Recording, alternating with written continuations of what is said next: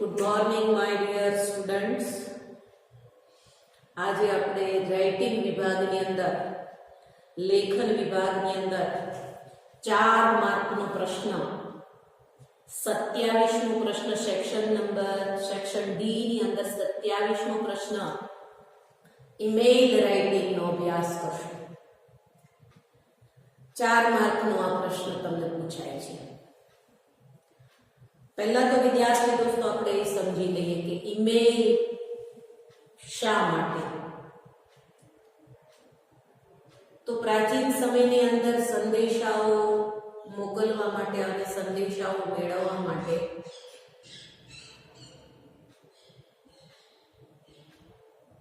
પત્ર વ્યવહાર થતો હતો. એ પહેલા પણ સંદેશાઓ મોકલવા માટે અને લાવવા માટે વિવિધ ટેકનિકનો ઉપયોગ થતો હતો. પણ છેલ્લે આપણે જોયું છે કે સંદેશાઓ લેવા અને સંદેશાઓ મોકલવા માટે થઈને આપણે પત્ર વ્યવહાર કરતા હતા. સમય બદલાઈ ગયો, સંજોગો બદલાઈ ગયા, ટેકનોલોજીનો વિકાસ થયો, માણસ પાસે સમય નથી.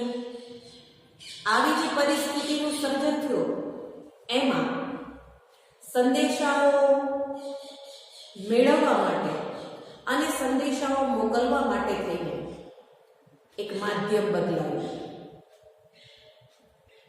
ટેકનોલોજી વિકસી ગઈ એટલે સંદેશાઓ મોકલવા માટે થઈને જે માધ્યમ હતું એ માધ્યમ પણ બદલાયું. તો હવે નવા સમય સાથે જવલ્લે જ કોઈ વ્યક્તિ એવી છે કે જેની પાસે મોબાઈલ ફોન નહીં હોય.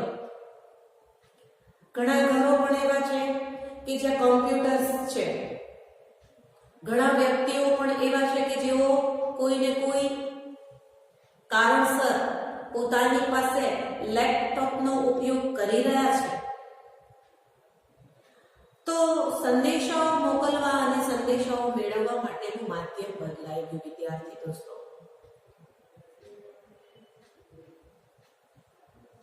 પ્રાચીન સમયમાં પત્ર વ્યવહાર થતો હતો. ઔપચારિક અને અનૌપચારિક પત્રો એ જમાનામાં લખાતા હતા.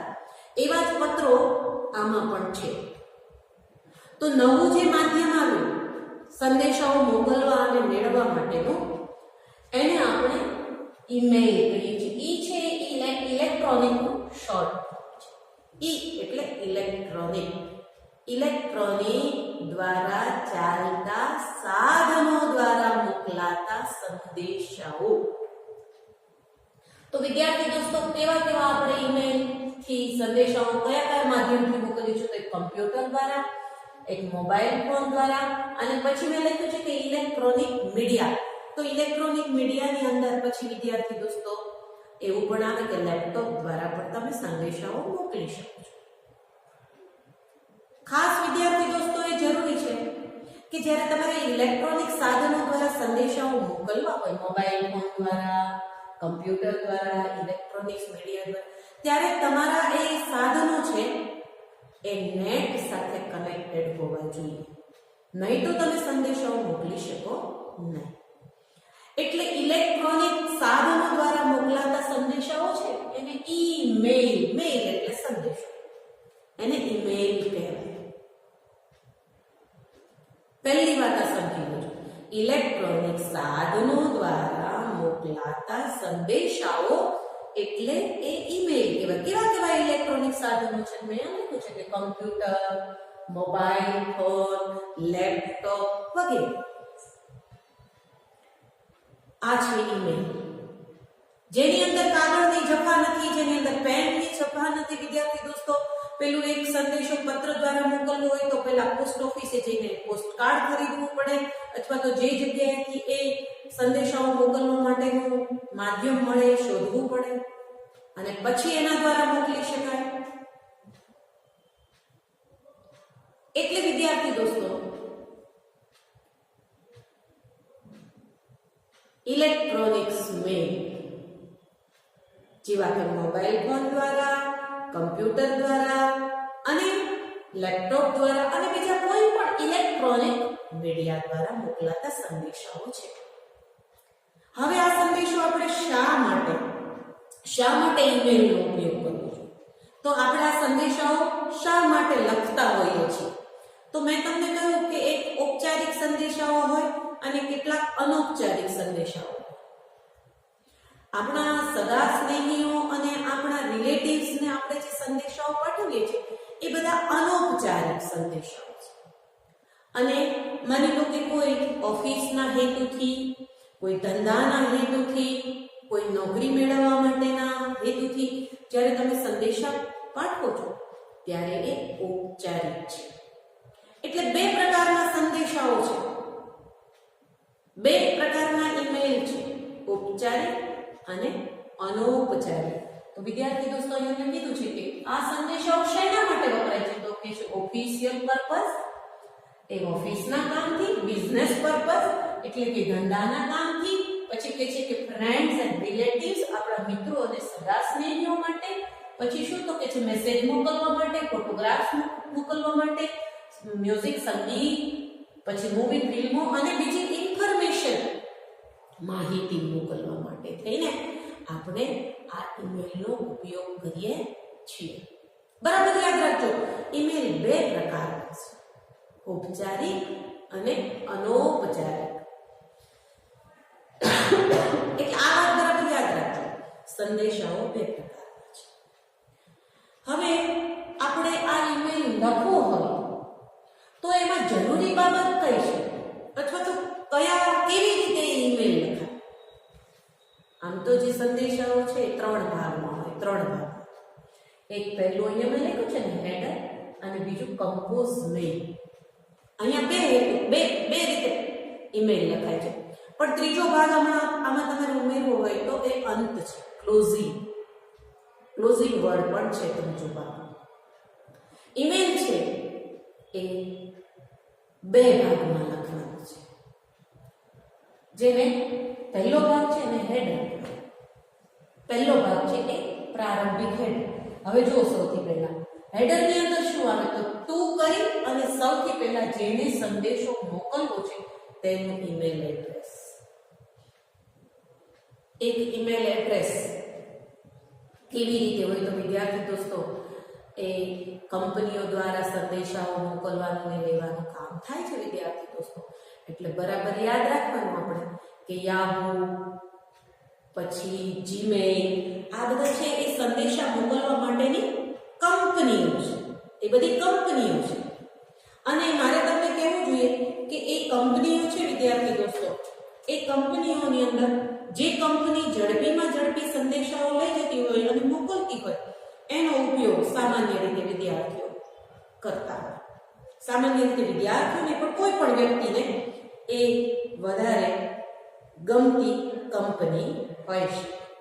તો ત્યારે વિદ્યાર્થી દોસ્તો તમારે બરાબર યાદ રાખવાનું છે કે ઈમેલનું એક એડ્રેસ બનાવવું પડે, જેને સંદેશો મોકલવો છે તેનું ઈમેલ એડ્રેસ. હવે વિદ્યાર્થી દોસ્તો ઘણીવાર પરીક્ષાની અંદર કોણ સંદેશો મોકલે છે એવું જે તમારા માટે જે સૂચના છે, સૂચનાની અંદર હોય કે કોણ સંદેશો મોકલે, જેને સંદેશો મોકલવાનું છે તેનું ઈમેલ એડ્રેસ અને જે સંદેશો મોકલે છે તેનું ઈમેલ એડ્રેસ. બે વ્યક્તિઓના નામ લખેલા હોય, કોણ સંદેશો આ મોકલે છે અને કોને સંદેશો મોકલે છે, એ બંને વ્યક્તિઓના નામ ત્યાં હોય. તો એના પરથી તમારે એનું ઈમેલ એડ્રેસ બનાવવાનું હોય. માની લો કે ચાલો એક ઈમેલ છે એ હું લખી દઉં છું. આપણે એવું અનુમાન કરીએ કે હિનાબેન એક ઈમેલ લખી રહ્યા છે. તો હિનાબેન લખી રહ્યા છે તો કોણ જે સંદેશો મોકલે છે તેનું ઈમેલ એડ્રેસ, એટલે હિનાબેન લખે છે. એક ઈમેલ એડ્રેસ આપણે હિનાબેનનું અહીંયા બનાવીએ એટલે તમને ખબર પડે કે એક ઈમેલ એડ્રેસ કેવી રીતે બને. તો હું અહીંયા બનાવું છું, જોજો.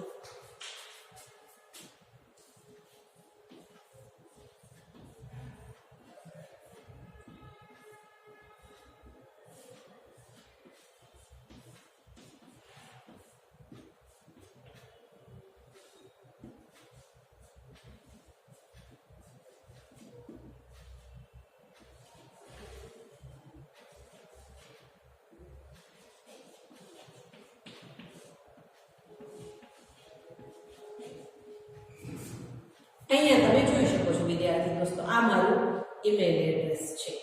તમે જુઓ,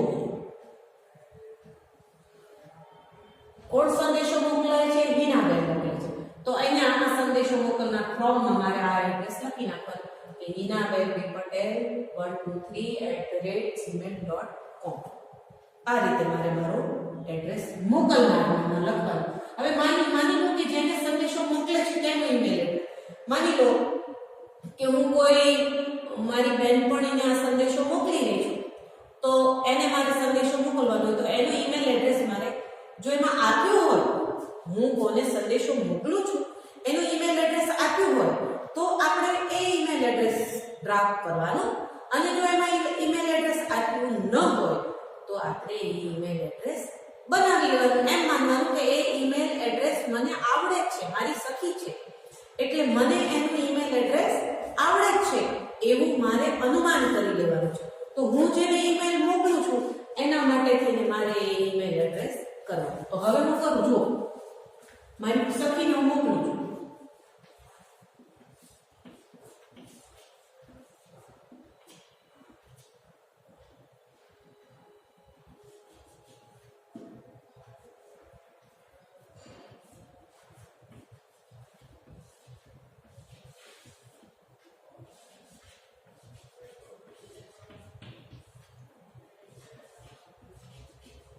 તો આ ફ્રોમ છે, હિનાબેને મોકલ્યું છે એટલે ફ્રોમ છે, અને કોને મોકલ્યું છે તો આ રેખાબેનને મોકલ્યું છે એટલે આટલું છે. તો વિદ્યાર્થી દોસ્તો, આ રીતે તમારું ઈમેલ એડ્રેસ તમને બનાવતા એક તો આવડવું જોઈએ. બીજી કોઈ પણ વ્યક્તિનું તમને જો ત્યાં પરીક્ષાની અંદર ઈમેલ એડ્રેસ પૂછ્યું હોય તો તમને એનું ઈમેલ એડ્રેસ બનાવતા આવડવું જોઈએ. જીમેલ નામની એવી કંપની છે કે જે સંદેશાઓ લે છે અને મોકલે છે, ઝડપીમાં ઝડપી સંદેશાઓ મોકલનારી આ કંપની છે. આવું આપણે માની લેવાનું, બરાબર? તો સૌથી પહેલું એડ્રેસની અંદર ટુ અને ફ્રોમ. ટુ અને ફ્રોમ શું છે?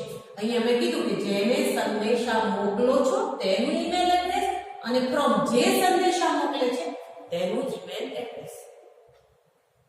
તો આ બરાબર યાદ રાખજો. જો ઈમેલ એડ્રેસ આપ્યું હોય તો ફ્રોમ નું છે કે ટુ નું છે એ આપણે નક્કી કરી લેવાનું, અને ત્યાં આપણે એ ઈમેલ એડ્રેસ લખી લેવાનું. આ પરીક્ષા બાબત છે. બાકી તો વિદ્યાર્થી દોસ્તો, તમે એક ઈમેલ એડ્રેસ તમારી પાસે કોઈ પણને તમારે સંદેશા મોકલવાના હશે તો એ તમારી પાસે ઈમેલ એડ્રેસ એનું આવશે, એટલે એ એડ્રેસ ઉપર તમારે વ્યવહારની અંદર સંદેશા મોકલવા હોય તો એ ઈમેલ એડ્રેસ ઉપર તમારે સંદેશાઓ મોકલવાના.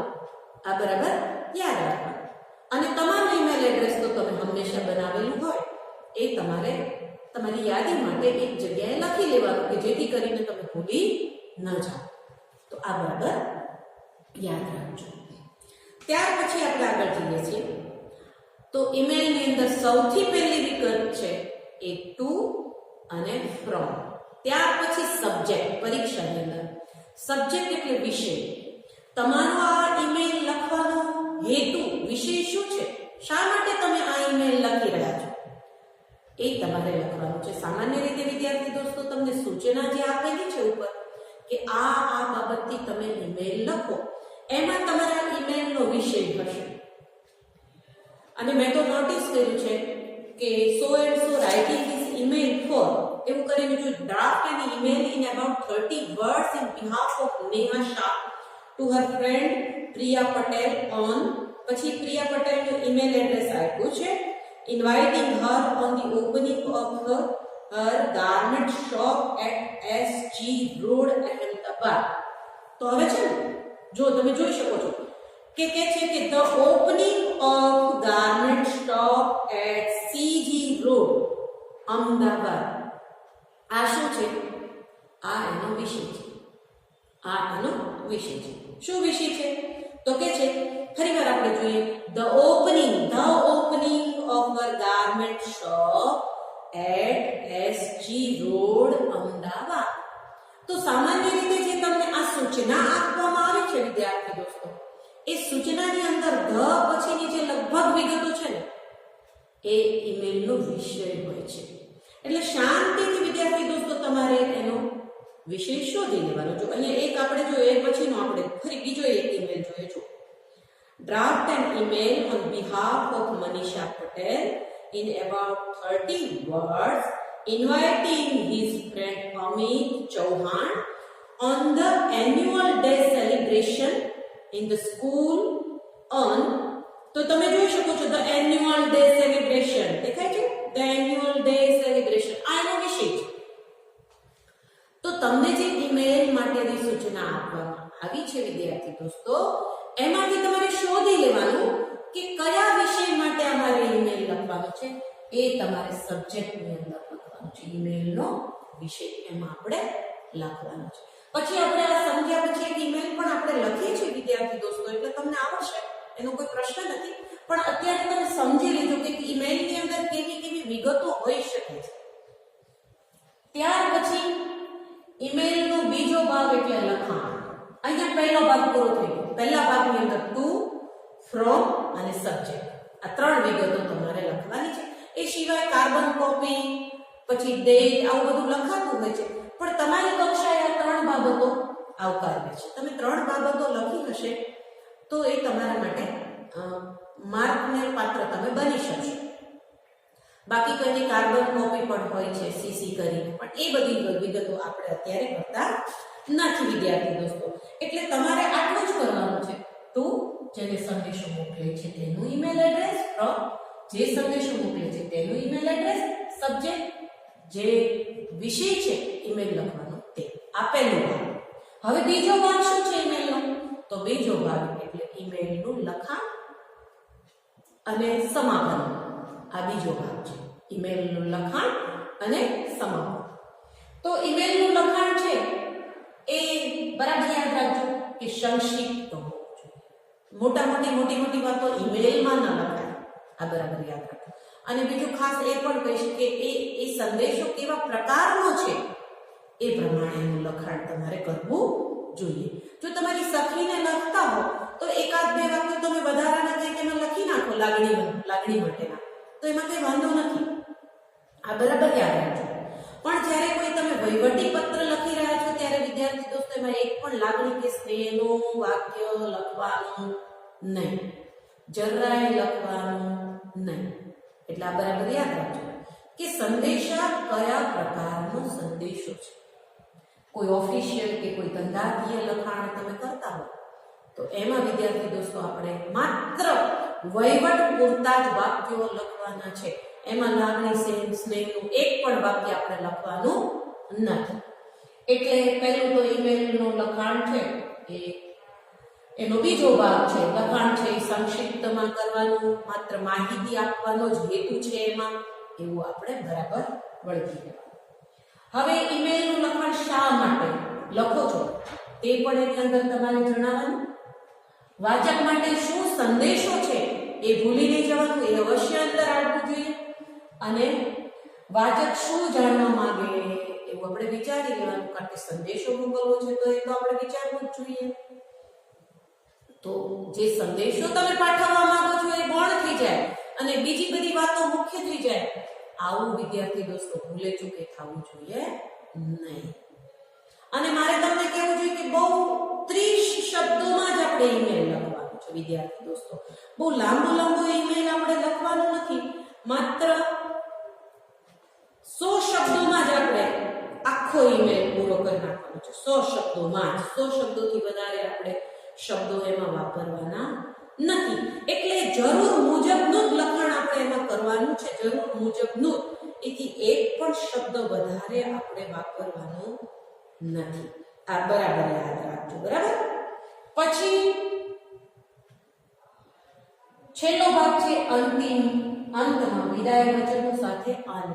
છેલ્લે આપણે ભાઈ કેટલાક ખાસ શબ્દો, પ્રોપર શબ્દો એની અંદર વપરાય છે કે soon we will meet, see you soon, lots of love, looking forward, waiting for your reply, best wishes, all the best, have a good day, bye, good night, regards, kind regards. આવા બધા જ ક્લોઝિંગમાં આપણે શબ્દો વાપરવાના છે, બરાબર. અને એ સાથે આપણે એ પત્રનો એ ઈમેલનો અંત કરવાનો છે. પણ મારે તમને ખાસ કહેવું જોઈએ વિદ્યાર્થી દોસ્તો કે જ્યારે તમે કોઈ ઈમેલ લખો છો ત્યારે એ વ્યક્તિને જો તમે ઓળખતા હો તો તમે પ્રારંભની અંદર ખોટું નથી, પણ જો કોઈ વહીવટી ઈમેલ તમે લખતા હો તો એની અંદર ભૂલે ચૂકે વિદ્યાર્થી દોસ્તો તમારે એવા કોઈ સંબોધનો કરવા નહીં.